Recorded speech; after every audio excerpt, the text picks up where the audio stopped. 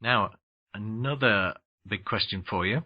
Just, not bigger than life, death, and everything, but most people faced with your situation don't go to the extreme lengths that you went to in fighting the disease. And they also don't write a book about it as well. So what do you think makes you such a determined and strong-minded person? You certainly seem very, very determined and strong-minded. And I think, if I may say so, a lot of the extension of Joe's life was obviously down to you and the effort that you put in on his behalf and getting him to take the treatments and so on. So what do you think makes you so determined and strong-minded? Have you always been like that? Yes, I've always been a very, very strong and determined person from being very young. I grew up without my real mother, and my father brought me up, and he always did his best. But basically, I wrote the book to help others, and these were Joe's wishes.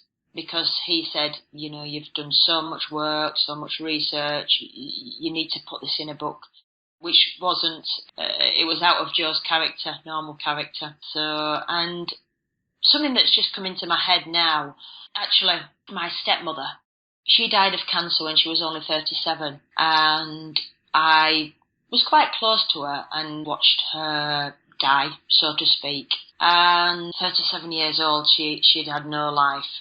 And again, it spread to her bones. So maybe that gave me, more determination as well, because I thought, gosh, I've seen my mother, my stepmother pass away at such a young age. I'm not letting this happen again.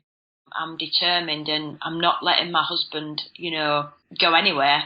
So anyway, I hope that people benefit from the book. And I'm sure that it's got something to offer for everyone. Well, having read it, I can heartily agree with that, because as I said at the introduction, it's a great read anyway. It's a great story of your life and Joe's life and your life together, but it's also a blueprint for healthy living, and it has an enormous amount of information in there for anybody about all sorts of different cancer treatments, obviously particularly relating to prostate cancer, but it's just a fantastic book. So I think you've done a brilliant job with it, and I think anybody that reads it who has any sort of relationship with cancer whatsoever will definitely benefit from it. Now, coming on from that, I believe you're also supporting the Orchid Cancer Appeal by donating £1 from every book sale. Can you tell us a little bit more about who Orchid are and all about the appeal? Yeah, certainly, yeah. Well, Orchid is actually the only male cancer charity to cover all the male cancers, and Professor Oliver, who we know as Prof, was one of the founders of Orchid, and it's due to his amazing support to myself and Joe that I thought it only right to support Orchid in the amazing work that they do and the research that they do on cancer. They actually provide a telephone helpline with specialist cancer nurses to help anyone suffering with cancer. And they've also got a fabulous medical research centre in London.